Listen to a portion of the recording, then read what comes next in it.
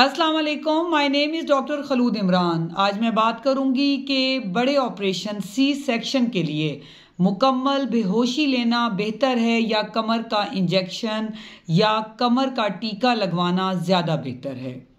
हमारे पास ops OPD में बहुत सी फीमेल्स रिपोर्ट होती हैं। उनके जहन में ये सवाल होता है कि डॉक्टर साहिबा, हमने ये सुना है कि जो कमर का टीका है उसको लगवाने से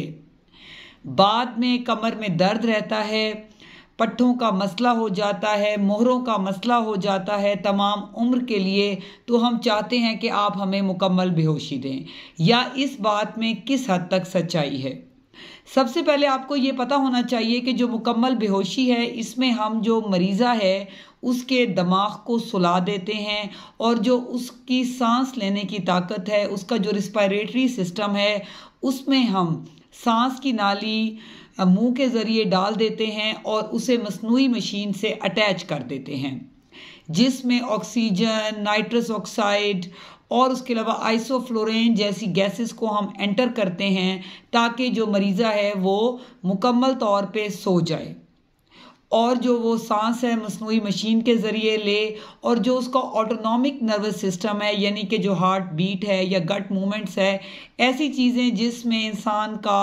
कंट्रोल नहीं होता, सिर्फ वो चल रही होती हैं, यानी कि दिल धड़कता है, ब्रेन है, जैसे कि मैंने कहा इंटेस्टाइनल वर्क है, वो चल रहा होता है। बाकी मरीज़ मुकम्मल तौर पे सो जाता है। उसमें पेन की सेंसेशन, टच की सेंसेशन, प्रेशर, वाइब्रेशन, ये तमाम सेंसेस उसके लॉस्ट हो जाते हैं, और जो मरीज़ है उसे नहीं पता चलता कि उसके साथ क्या हो रहा है। इसलिए जो है वो बहुत सी फीमेल्स को मैं ये बताना चाहती हूँ, जो मुकम्मल बेहोशी है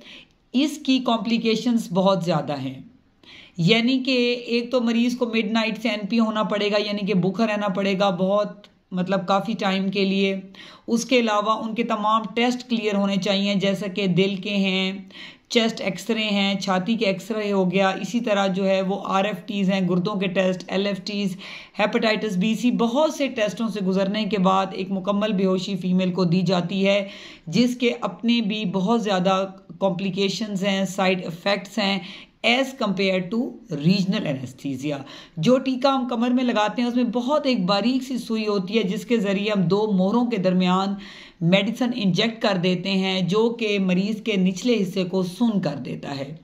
यानी कि पेशेंट का जो पेन की सेंसेशन है और जो प्रेशर की सेंसेशन है वो ख़त्म हो जाती है, सिर्फ टच सेंसेशन रह जाती है। यानी कि मरीज़ को पता चल रहा होता है उसके साथ क्या हो रहा है, लेकिन उसको प्रेशर या पेन फील नहीं होता, और वो ऊपर से मुकम्मल तौर पे जाग रहा होता है। ज़ाहिरी बात है, एक जो रीजनल एनेस्थीसिया है, एक खसूस जो एक एरिया है बॉडी का, उसका जो है बेहोशी जो है उसकी जो कॉम्प्लिकेशंस हैं वो बहुत कम हैं एज़ कम्पेयर टू कि उसको मुकम्मल एनेस्थीसिया दिया जाए। हाँ, जो हार्ट के पेशेंट्स होते हैं, दिल के मरीज़ होते हैं, वो फीमेल्स जो हैं उनको जो है वो रीजनल एनेस्थीसिया नहीं दिया जा सकता, क्योंकि जो स्पाइनल एनेस्थीसिया है, कमर का टीका है, उसको लगाने के बाद एकदम बीपी ड्रॉप होता है, तो जो हार्ट पेशेंट्स हैं वो ये बियर नहीं कर सकते, तो उनके लिए बेटर है कि उनको मुकम्मल एनेस्थीसिया दिया जाए। या वो फीमेल्स जिनका नॉर्मल जो है वो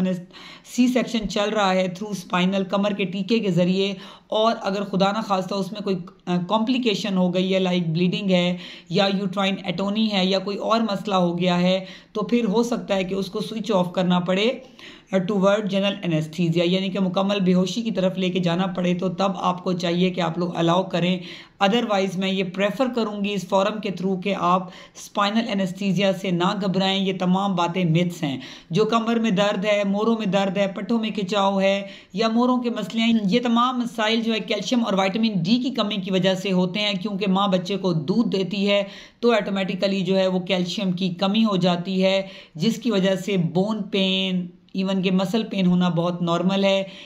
अगर आपको ये मसाइल हो तो अपनी आप गायनोकोलॉजिस्ट के पास जाके पेन किलर्स ले सकती हैं, कैल्शियम सप्लीमेंट ले सकती हैं, अपनी फूड बेटर कर सकती हैं। लेकिन जो है वो आपको जब भी एनेस्थीसिया का इंतखाब करना पड़े तो हमेशा अपने डॉक्टर के मशवरे से, और वो भी आपको यही प्रेफर करेंगी कि आप लोग जो हैं कमर के टीके को प्रेफर करें, ना कि मुकम्मल बेहोशी को। Stay safe, stay healthy. Thank you so much. अल्लाह हाफिज़।